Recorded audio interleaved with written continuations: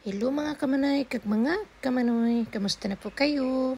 Today's video, andito tayo sa isang store para bumili ng isang pangregalo. Kami ay naimbitahan sa isang condo blessings. Ito ay napakagandang mensahe para sa amin.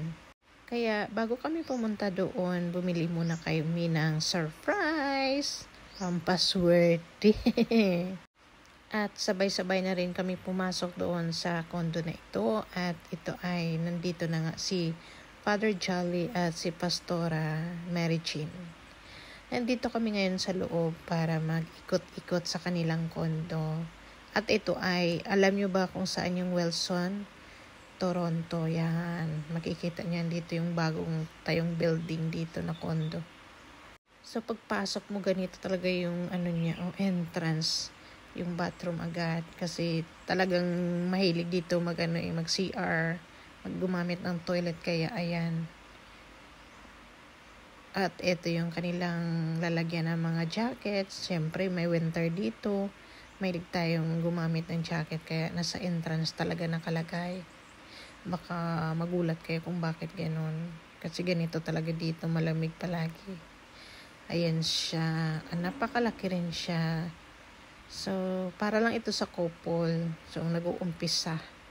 At napakaswerte. Ang ganda ng view, ha? O, tingnan nyo. So, yan ay Wilson na madaanan nyo. Ayan. Papunta yan sa Costco o kaya sa Jollibee. Napakagandang view. Ang swerte talaga nitong couple na ito kasi may kitchen pa.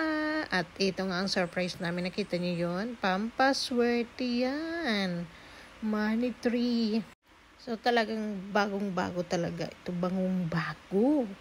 Ayan, bangong-bango. Talagang bango ng bago. At ito yung surprise namin. Oh, ayan. Sino mahilig dyan? Sabi nila daw, alagaan daw yan kasi suswertein ka.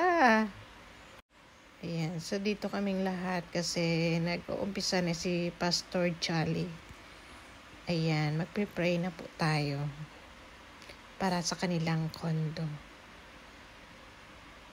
Ayan, talagang maganda talaga sa loob kasi bango at malinis pa. Puting-puti talaga. At ito nga ang kanilang oven. Dito microwave nila. So, nasa Whirlpool talaga yung brand nila. Ayan, napakalaki yung rep nila. So, madami silang paglalagyan ng mga ulam nila o kaya mga groceries. Doon, napakalaki yung nila, master bedroom. So, naisipan talaga na sila pastor ang magbe-blessings kasi maaga yung pagbe-blessing kasi pauwi sila ng Pilipinas. So, ayan. So, natapos kami mag-blessings. Natapos sila mag-blessings at natapos na rin kami mag-ikot. Kaya, uuwi na kami. At alam nyo ba, naisip din nila na hindi maganda sa kanilang kondo kasi magastos, magluluto, ayan, mamalingki. So, naisipan na lang pumunta sa isang paborito naming restaurant. Taran!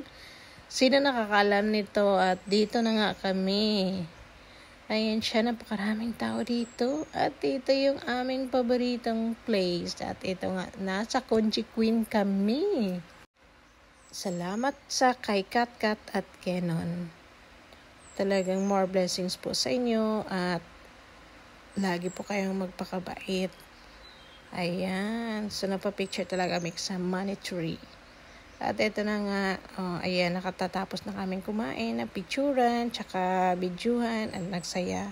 Yun lang ang napakaganda kasi nag-blessing sila, then nag-restaurant na lang para hindi mahirap. Kasi pag nagluto ka pa, ang hirap, maguhugas ka, diba? Magluluto ka, papawisan ka pa, ayan, mapapagod ka pa. Samantalang sa restaurant is good idea.